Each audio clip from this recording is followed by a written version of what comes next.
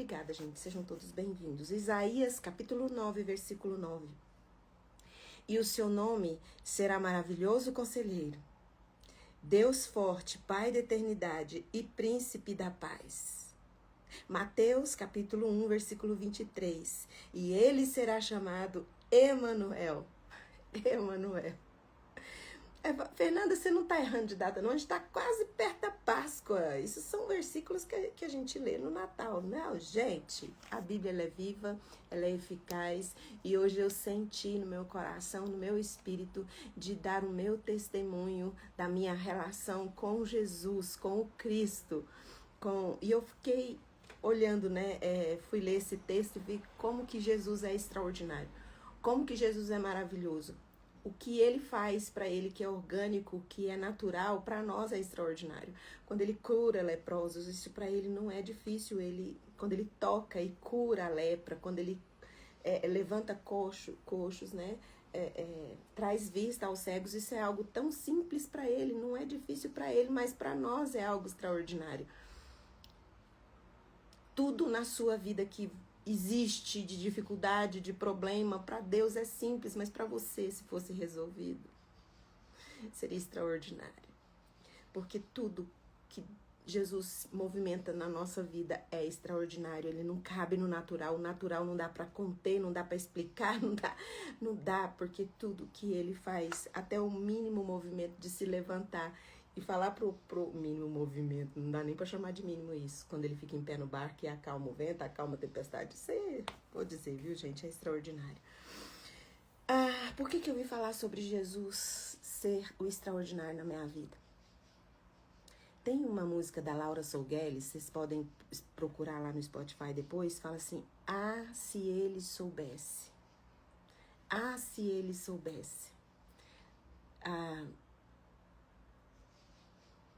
Nós precisamos saber quem é Jesus. Porque você fala assim, não, Fernanda, eu já sei quem é Jesus. Eu me converti com tantos anos. Mas, às vezes eu vejo a reação das pessoas que dizem conhecer Jesus, é uma reação tão comum a todo mundo. Todo mundo vai lá no piano, toca uma tecla, aí vai aquela multidão de gente que diz conhecer Jesus e vai bater na mesma tecla. Tudo fica cantando a mesma nota, tocando a mesma nota. E eu acabei de dizer para vocês o quanto que Jesus é extraordinário. Jesus não cabe numa nota só. Um assunto cabe numa nota só. Ficar falando o mesmo assunto toda hora. Mas Jesus, se você falar nele toda hora tem vida sendo gerada, porque o nome dele é poderoso, o nome dele é extraordinário. Então, se tem um assunto para bater, para não sair da nossa boca, o nome desse assunto é Jesus. Porque Jesus sempre traz vida, o nome dele é poderoso. Eu tava vendo, eu falei assim, gente, eu vou perguntar pro chat, agora tudo é isso, né? Chat GPT, quantos nomes Jesus tem? Ele falou, não dá para contar quantos nomes Jesus tem. O chat GPT, o gênio do século agora, falou, não tem como contar exatamente quantos nomes Jesus tem. Porque depende de critérios. Cada critério que você usar, você pode encontrar nomes de Jesus ali, até escondido, que a gente nunca viu na Bíblia tem. Mas ele falou assim, aproximadamente, segundo pesquisas, o nome de Jesus, ele aparece, o nome de Jesus, ele aparece 150, 200 formas diferentes. Então, de 150 a 200 nomes que Jesus pode ter, e o ChatGPT fala, não dá para contar exatamente, porque dependendo do critério, você vai achar um nome novo de Jesus lá na Bíblia. Então, no mínimo, é um nome que não devia sair da nossa boca. No mínimo, é um nome que deveria ser mais valorizado por nós. Porque é um nome que está acima de todo nome. Então, é um assunto que deveria estar acima de todo e qualquer assunto. Porque qualquer assunto fora de Jesus não paga seus boletos, não traz cura para você. Porque é ele que traz para nós o extraordinário, que para ele é normal, para ele é orgânico, não tem nada na sua vida que seja difícil. E o nome dele é poderoso. Davi, quando diz assim, quem é este rei da glória? Quem é este rei da glória? O Senhor forte e poderoso, o Senhor poderoso nas batalhas. Salmo 24, 8. E lá em Apocalipse 1, 18 fala assim, eu sou o que vive, eu estive morto, mas ressuscitei. Eu sou aquele que esteve morto. Então, não existe alguém que venceu a morte, não existe nada na sua vida que Jesus não possa fazer, que Jesus não possa realizar. Esse nome que não dá nem para contar quantos nomes tem. É muito nome, dependendo do critério, você vai encontrar muito mais de 200 nomes de Jesus na Bíblia. Então é um nome que não deveria sair da nossa boca. E tem uma música bem antiga, quem aqui é antigo de igreja, talvez lembre, eu não sei quem é o autor. Essa música, hoje eu acordei cantando ela. Desculpe aí, às vezes eu canto alguma coisa aqui, mas vou tentar não... como fala? Eu vou cantar só um pedacinho, tá? Porque eu não vou lembrar da letra toda. Quem me conhece sabe que eu tenho dificuldade com letra. A música é assim. Senhor, tu és o meu Deus forte, a minha rocha e a minha luz. Por isso toda vez que eu olho para ti, eu sinto uma água viva que sai de dentro de mim. Quando a gente olha para Jesus, a gente encontra força, a gente encontra luz, a gente encontra discernimento. Nós encontramos uma fonte de água, de vida. Quando Jesus olha para aquela mulher, buscando naquele poço, não só ali ela estava indo buscar também a identidade dela. Ali ela nunca estava feliz, nunca estava satisfeita, nunca estava saciada. Uma identidade manchada por rótulos, uma identidade manchada por dúvidas na sua fé, por sua história. E Jesus fala, se você soubesse, se você beber da água que eu te der, você nunca mais vai ter sede. Então, quando eu vejo, às vezes, nós batendo na tecla no mesmo assunto, ele tá cansativo. Tem assuntos que, pelo amor de Deus, enjoa. Mas Jesus é fonte de vida. Você pode falar de Jesus o tempo inteiro, que ele vai gerar vida, que o nome, apenas o nome dele, é suficiente para trazer vida. Então, toda vez que eu olho para ti, eu sinto uma água viva que sai de dentro de mim. Por que que às vezes nós não sentimos nos nossos dias vida, alegria, paz, sabedoria, discernimento? Porque nós estamos olhando para as pessoas. Nós estamos esperando das pessoas. Nós estamos olhando para situações. E aí vem uma tristeza, um vazio, um desespero. Aí fala, por isso cada vez que eu olho para ti, quando nós olhamos para Deus, quando nós olhamos para Ele, quando nós olhamos para a cruz do Calvário, nós sentimos vida. Porque existem sim momentos de tristeza que nós estamos na presença de Deus, que a tristeza vem invadir a nossa vida. Mas essa tristeza, ela traz arrependimento e traz vida. Mas a tristeza que o mundo produz, ela traz morte. Isso está em 2 Coríntios 7:10. A tristeza, segundo Deus, produz arrependimento e salvação, traz vida, mas segundo o mundo, produz morte. Então, se nós estamos falando do mesmo jeito, tendo as mesmas atitudes que todo mundo está tendo, com relação a pessoas, com relação a situações, todo mundo quer dar a sua opinião, fazer seu pronunciamento, isso produz morte, isso não gera vida. A sua opinião produz morte, não produz vida. O que produz vida é o seu posicionamento como filho de Deus, como alguém que entende o poder que existe no nome de Jesus, a importância que tem o nome de Jesus. Então é sobre esse nome, é sobre isso que eu vou falar, porque eu quero receber vida nos meus dias e quero transbordar vida na vida das pessoas. Então, quando Isaías diz assim, Isaías 9:9 fala assim, e o seu nome será maravilhoso conselheiro, é porque eu tenho que ficar com os meus olhos neste maravilhoso conselheiro para saber. Ele tem todo o conselho que eu preciso para viver minha vida no ordinário, no simples ou no caos, no desespero. Ele é o meu maravilhoso conselheiro, através da pessoa do Espírito Santo, me aconselha e me ensina todas as coisas que eu não sei. Ele é o meu Deus forte. Todas as pessoas que você considera forte neste mundo, uma hora vai desabar. Todas as mulheres fortes, pessoas fortes, elas não conseguem ter a força que o nosso Deus tem, que ele é forte na terra como é no céu. Ele vem para ajudar, para nos auxiliar, para nos resgatar, para nos salvar de todos os nossos dias, mas não vem dar para a gente só algo aqui no mundo, vem nos dar a eternidade. Então, este nosso maravilhoso conselheiro é o nosso Deus forte. Ele é o Pai da eternidade. Ele nunca vai te abandonar, ele nunca vai te deixar, ele é seu Pai.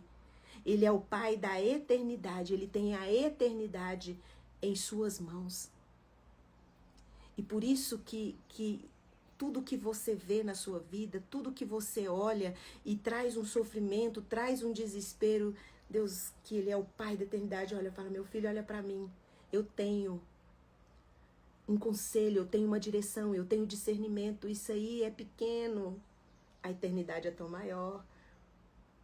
A eternidade é muito maior e essa está garantida na minha presença, se você olhar para mim. Ele é o nosso príncipe da paz. O que tem de crente angustiado, desesperado.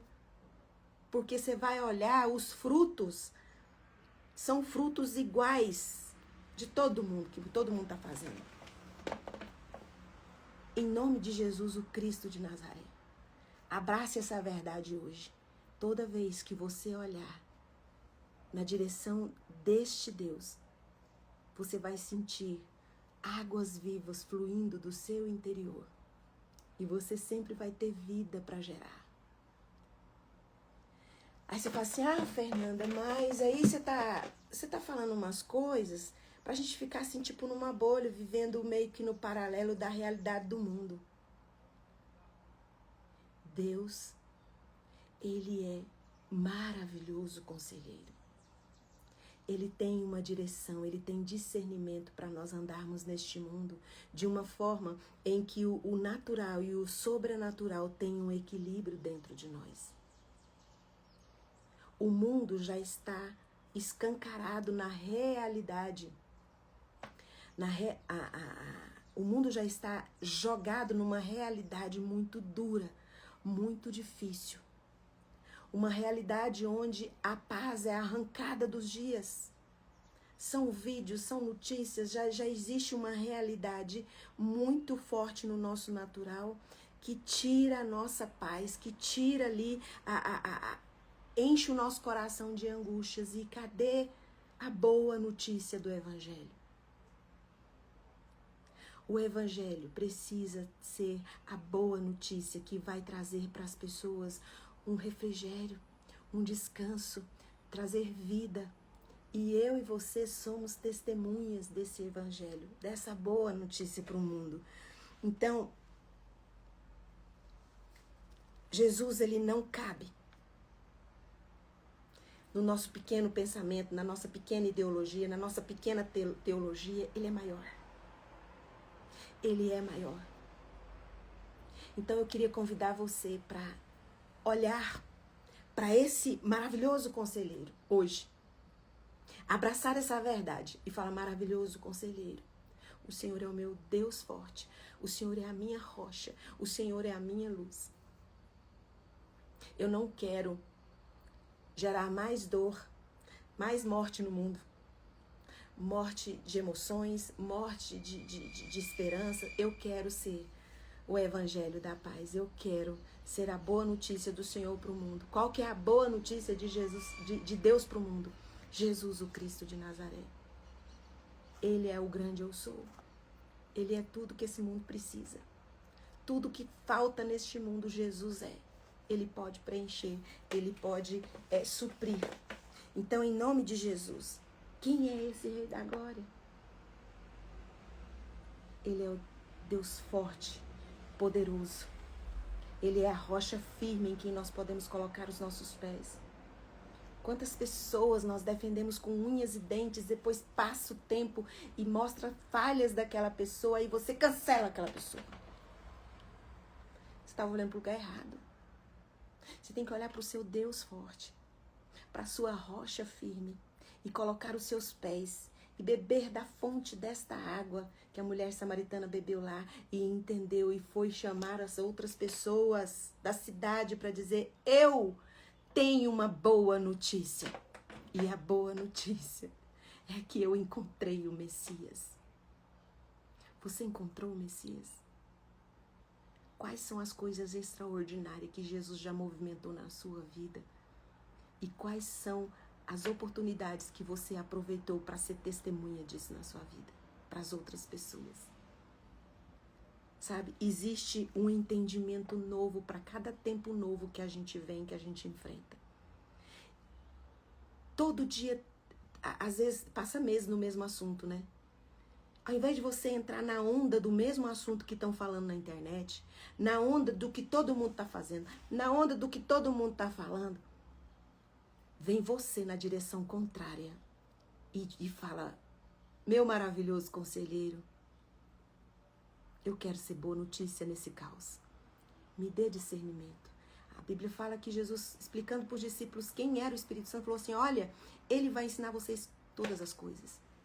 A gente fala assim, hoje em dia está tão difícil, a gente não sabe mais, não pode usar tal termo que é crime, não pode usar esse termo que ofende. O nosso maravilhoso conselheiro, na pessoa do Espírito Santo de Deus, nos ensina a responder a nossa fé de uma forma que vai gerar vida, não morte. Não morte. Vai gerar vida, não arrancar a esperança. Ou tirar a possibilidade daquela pessoa ter uma esperança. Porque nós somos portadores da boa notícia de Deus, da terra, que é o Cristo de Nazaré. Mas nós não podemos ir na onda de todo mundo. Nós somos testemunhas. Nós temos um evangelho novo. Nós temos um entendimento novo. Todo dia. A gente não fica no mesmo assunto. Nós temos coisa nova para falar. Porque Jesus ele acompanha. Deus, tudo que vai acontecendo. Apareceu a IA. Isso aí não é novidade para Deus. Ele é criador. Não sei agora como é que eu vou lidar com isso. Pede seu maravilhoso conselheiro, que na pessoa do Espírito Santo vai ensinar você todas as coisas. Ensina como você fala. Mas aí a gente se indigna com alguns assuntos e fica igual todo mundo, aquela onda. E cadê a boa notícia do Evangelho? Aí você vai reclamar quando tem alguém que você não aprova falando de Jesus. Mas se você você tá falando o que todo mundo tá falando, você não tá falando o Evangelho da paz, a Bíblia diz que Jesus falou, olha, se vocês não falarem, as pedras clamarão. Vocês nem podem falar mal das pedras, sabia? Que elas estão fazendo o que Jesus queria que você fizesse. Você não pode nem falar mal das pedras. Você tem que fazer o que você tem que fazer. Porque às vezes você não faz, fala mal de quem tá fazendo, e aí vem alguém que você não concorda, teologicamente tá errado, tá errado, e aí você não pode nem falar de quem é pedra, de quem não tem, na sua concepção, no seu conceito, autoridade para falar. Você nem pode fazer isso, porque você não tá fazendo nada. Você não tá fazendo nada. Teve uma... isso já faz uns 10 anos isso. Eu cheguei para uma amiga muito querida que tem uma voz maravilhosa. E aí eu falei pra ela, por que você não canta com essa voz linda, maravilhosa? Eu tenho... Aí eu fui conversar e vi que ela tinha sido ferida, tinha sido machucada em outras igrejas e tava assim... E aí eu falei assim, sabe quando tem alguém desafinado cantando? Lá na igreja? Aí ela falou assim, sei, já vi alguns. Eu falei, a culpa é sua. Porque você é afinado, não tá lá cantando. Você está sendo presa, aprisionada por dores, por traumas que realmente aconteceram. Mas enquanto essa pessoa maravilhosa, com um talento incrível, que podia estar ali ministrando com toda a afinação e ritmo e beleza de voz, está ali presa nos traumas, Deus vai usar os coitadinhos lá que se dispõem.